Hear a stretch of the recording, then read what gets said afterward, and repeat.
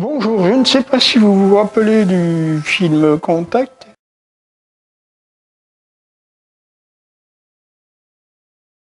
C'est pour moi, c'était un très joli film. Vous savez que j'aime beaucoup faire des références soit à des chansons, soit à de la musique, soit à des films. Et là, j'ai fait référence à ce film Contact avec l'actrice, le nom, ça fait comme d'habitude, j'ai l'image de la personne dans ma mémoire, et l'image du film d'ailleurs aussi. Et j'arrivais pas à ressortir le nom de l'actrice.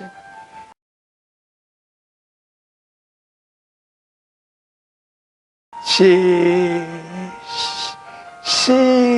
c'est un film où l'héroïne aurait un grand plaisir à retrouver, à imaginer retrouver son papa, enfin à imaginer scientifiquement la retrouvaille avec son père et voudrait être scientifique, hein, un petit peu comme si vous partez sur une planète lointaine et que vous retrouvez celui ou celle que vous avez aimé.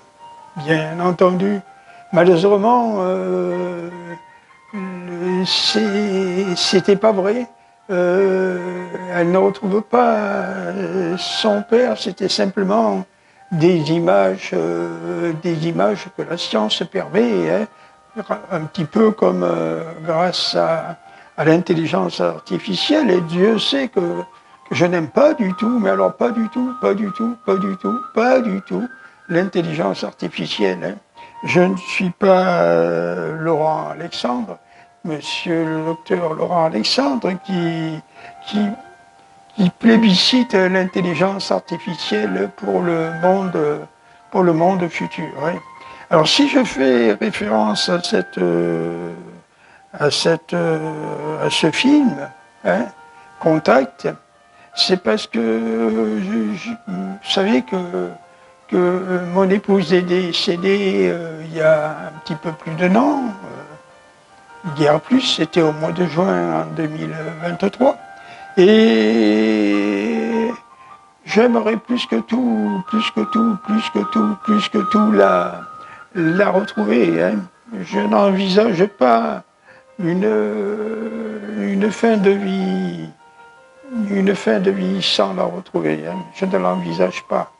J'envisage pas. Par contre, j'ai réellement l'impression qu'elle est à côté de moi, qu'elle est en moi, qu'elle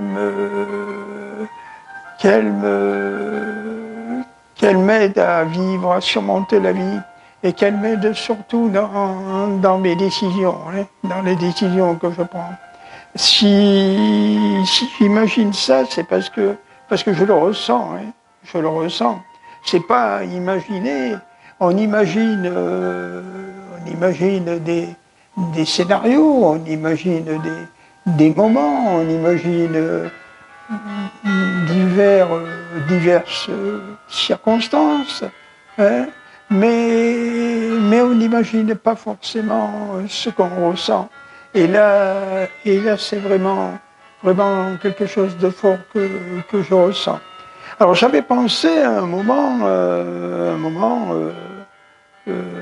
ou du moins un ami m'avait fait penser, parce que c'est pas moi qui connaissait particulièrement la personne. C'est une personne qui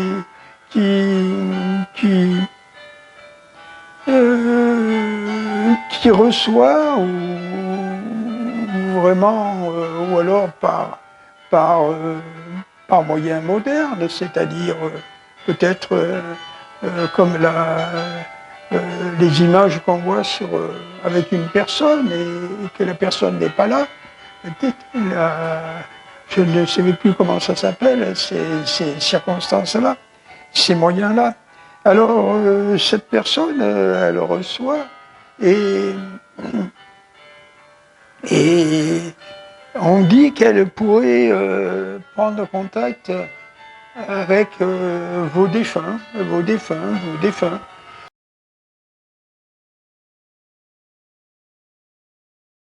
Alors je ne sais pas, bien entendu, qui le sait, hein, si cela est ou pas, ça je ne le sais pas. Je crois qu'il y a quelque chose il peut y avoir quelque chose de sublime là-dedans, mais il peut y avoir aussi quelque chose du contraire du sublime. Alors si, par contre, je l'ai déjà dit et je vais le redire, je crois qu'avant tout, avant d'être, nous sommes des âmes, hein, comme le disait le religieux qui nous enseignait la religion. Hein.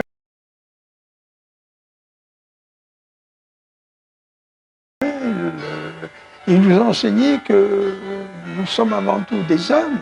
Et ça rejoint un petit peu ce que disait le philosophe grec, à qui on demandait, mais qu'est-ce qu'il y a après la mort? Les étudiants lui demandaient, mais qu'est-ce qu'il y a après la mort? Et lui, il répondait le plus logiquement du monde, eh bien, après la mort, il y a ce qu'il y a avant la mort. Hein.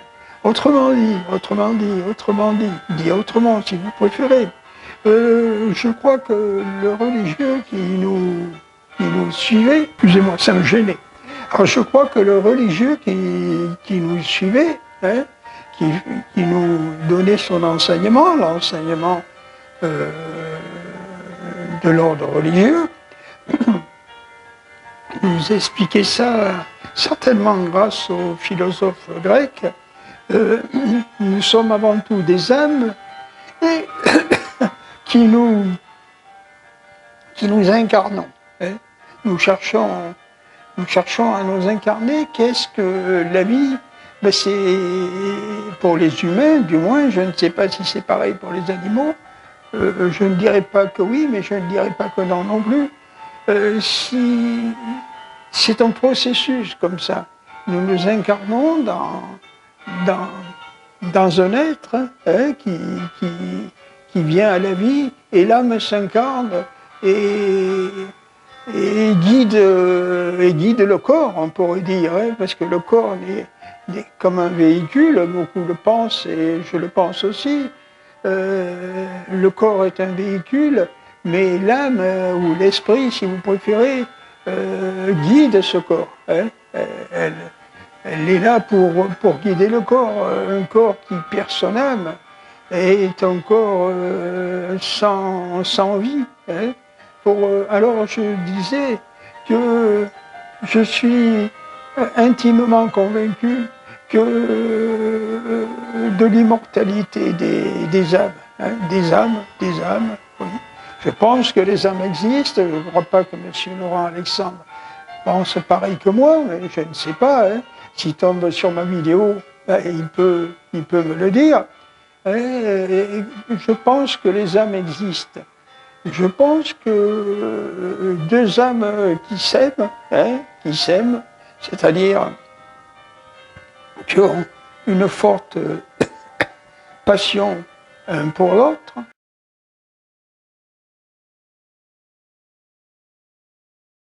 l'une pour l'autre, si vous préférez, eh bien, elles ne sont pas arrêtées par la mort. Hein. Et je pense que c'est pour ça que je pense que ma femme est prête de moi et qu'elle guide mes pas. Hein. Je pense qu'elle guide mes pas. Je pense qu'il viendra le moment où je ferai, j'espère avoir le courage de le faire. Hein. Ce n'est pas facile. Ce n'est pas facile sur le plan humain et ce n'est pas non plus facile sur le plan religieux. Je pense qu'il viendra le moment où je devrais quitter ce lieu que l'on appelle la terre, hein, cet endroit. Eh bien, je pense que ma femme est toujours prête de moi. Elle est toujours là, elle m'a pas quitté. et moi je ne voudrais pas non plus la quitter. Hein. Je ne veux pas la quitter. Alors, à quoi va servir de subir plus longtemps la décrépitude du temps? À quoi cela va servir? Sur un plan religieux, je ne pense pas que ce soit spécifiquement à la religieux, aux religieux de s'interposer là dans cette discussion. Je ne crois pas que ce soit aux religieux. Hein. Peut-être que oui, mais à mon âme et conscience, j'ai l'impression que non. Alors, à quoi sert pour les humains la décrépitude du temps? Hein? À quoi sert à celui qui par, dans les circonstances de la vie, s'arrête de vivre à un moment donné, hein, parce que son cœur s'arrête et que la personne s'arrête, ou quand il s'endort, il ne se réveille plus, hein, et qu'il est encore présent, qu'il est encore là, qu'il est toujours bien portant, si on peut dire.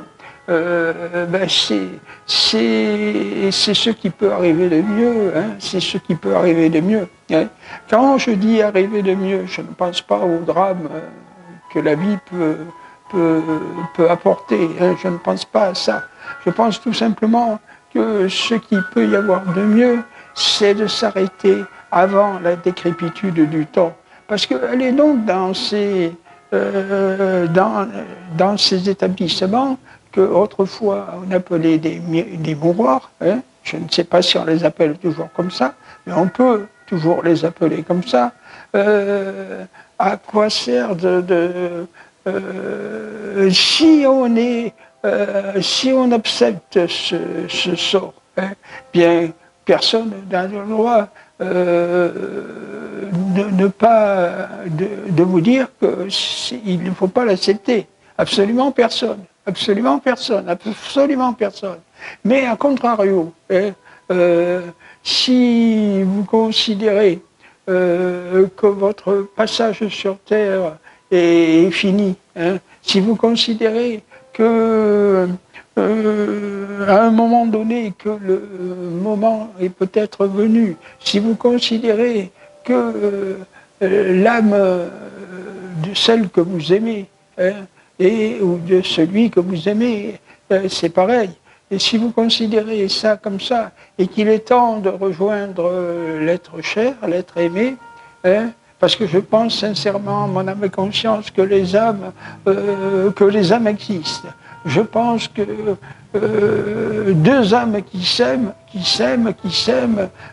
peuvent parfaitement continuer de l'autre côté, de l'autre versant, sur l'autre rive. Elles peuvent parfaitement continuer à s'aimer.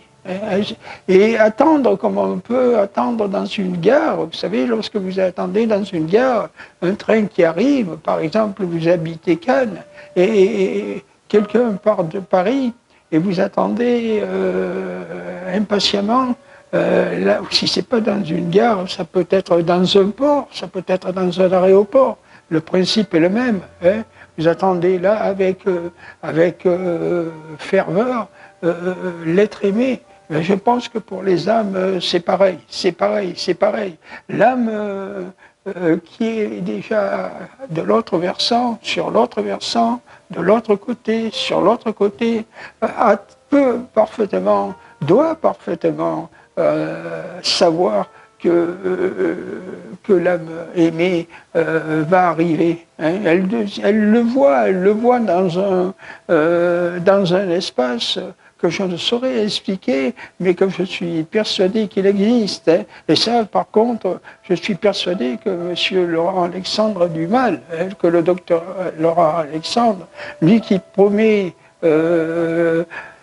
une jeunesse pas éternelle, mais une jeunesse beaucoup plus longue demain grâce à l'intelligence artificielle, hein, cette intelligence qui manipulera, je ne sais pas, pour moi, elle manipulera des interdits. Hein, des interdits, c'est tout ce que l'intelligence artificielle... Alors, c'est un petit peu...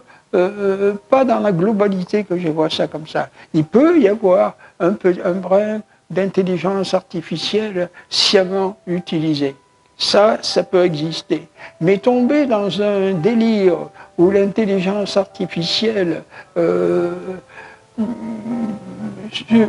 manipule tout, où l'intelligence artificielle a pignon sur tout, hein, et même remplace le spirituel, ça ne pourra pas jamais aller. Ça ne pourra jamais aller.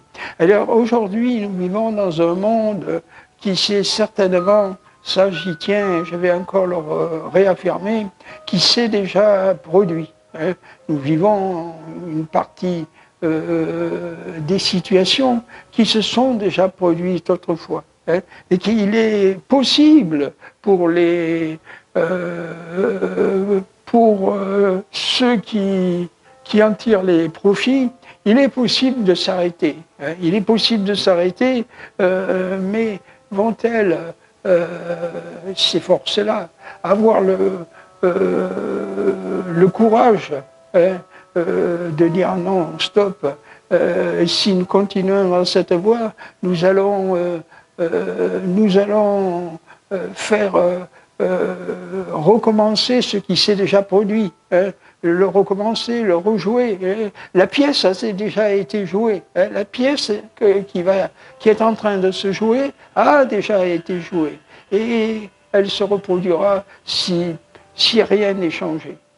Alors je pense à mon âme et conscience. Je vais commencer par revenir sur le film Contact, qui était un très, pour moi c'était un joli film, hein, mais c'est un peu le film de l'intelligence artificielle. Hein. Sans le vouloir, je ne pense pas qu'à l'époque du film on pensait à ça, mais c'est quand même le schéma de l'intelligence artificielle. Moi, c'est pas de ça que je veux parler. Ce que je veux parler, c'est un monde spirituel, hein, un monde où la matière est dépassée. Un monde, elle n'est même pas dépassée, la matière. Elle est en parallèle à la matière. Hein. La matière, c'est ce monde-là.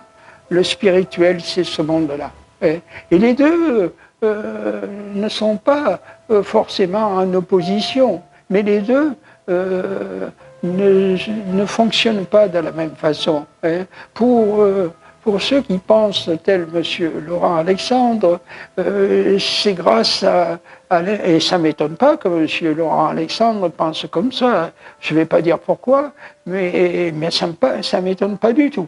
Ça me paraît. Et tous ceux qui sont un peu dans le schéma de M. Laurent Alexandre ne peuvent que penser comme ça. Hein. Pour eux, le monde de demain, enfin, pour eux, j'allais employer la victoire, mais c'est pas la victoire. La réussite ne peut passer que grâce à la matière, mais en écartant tout à fait le divin, hein, en écartant le divin ou en étant parmi les révoltés du divin, hein, parce qu'il y avait le monde de la divinité et il y a toujours eu ceux de la révolte. Hein, ceux qui se sont opposés à la divinité, ceux qui sont opposés au divin.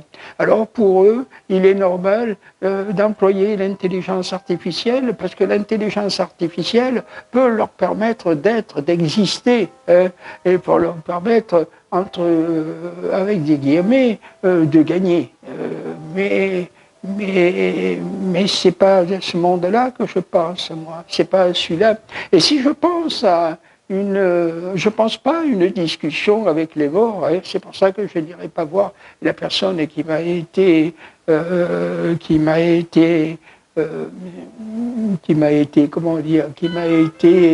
conseillé d'aller voir. Hein. Je n'ai rien contre cette personne. Hein. Pour moi, on peut discuter qu'avec un défunt dans certaines circonstances. Hein. Mais c'est pas une activité. Hein. Cette activité-là, d'abord, elle est dangereuse. Hein, elle est très dangereuse. Et ensuite, je pense qu'elle fait partie des interdits. Hein, des interdits. Pour moi, il y a des interdits. Hein, il y a des interdits. Hein. Et cette voie est une voie plutôt dans les interdits. Et pour moi, je ne vois pas la discussion avec les défunts. Par contre, je vois que, je sais que avant d'être celui que je suis, il y a une âme en moi. Il y a une âme, j'en suis persuadé, j'en suis intimement convaincu. Et il y avait une âme dans l'esprit, dans le corps, oui, l'esprit, c'est le mieux peut-être, de mon épouse. Il y avait une âme. Et quand elle est décédée, cette âme a été là où vont les âmes, mais pour moi, je suis sûr que nous nous aimons toujours. Hein, et ce n'est pas la mort qui a pu nous séparer. Ce n'est pas la mort qui a pu nous séparer. La mort ne pourra jamais séparer les êtres qui s'aiment. Jamais. Jamais. Jamais. Et je crois qu'elle est toujours présente en moi. Je crois qu'elle me protège, ou du moins elle m'indique ce que je peux faire et ce que je ne peux pas faire, ce que je dois faire et ce que je ne dois pas faire. Hein. Quand il y a des décisions à prendre, quand je prends une mauvaise décision, cette décision foire, cette décision s'arrête. Hein. Elle est impossible à mener, cette décision. Pourquoi? Eh bien parce que je pense que mon épouse s'y oppose et que si elle s'y oppose, elle a des raisons de s'y opposer. Hein. Et que ces raisons de s'y opposer passent par un mot qui s'appelle l'amour. Je crois que deux âmes peuvent s'aimer. Et je crois que lorsque deux âmes s'aiment, ce n'est pas la mort qui peut les séparer. Voilà. Alors, je ne sais pas, mais le film Contact, c'est un très bon film. D'abord, l'actrice, elle joue admirablement bien. Hein, c'est une actrice de très grand talent, de très grand talent, que j'ai toujours énormément admiré, hein, pour son talent, pour son cœur, hein, pour sa personnalité. Hein. Je l'ai toujours admiré. Mais je ne crois pas que le contact comme ça, que le contact, on va dire, scientifique, que le contact de l'intelligence artificielle soit comparable au contact des esprits. Hein, parce que les êtres qui s'aiment, rien ne peut séparer les êtres qui s'aiment. Hein, rien. Et j'ai confiance dans l'amour de ma femme. J'ai confiance dans l'amour de ma femme. Voilà. Peut-être que je vous le démontrerai un petit peu, mais croyez-moi, j'ai vraiment confiance dans l'amour de ma femme. Vraiment. Je vous remercie.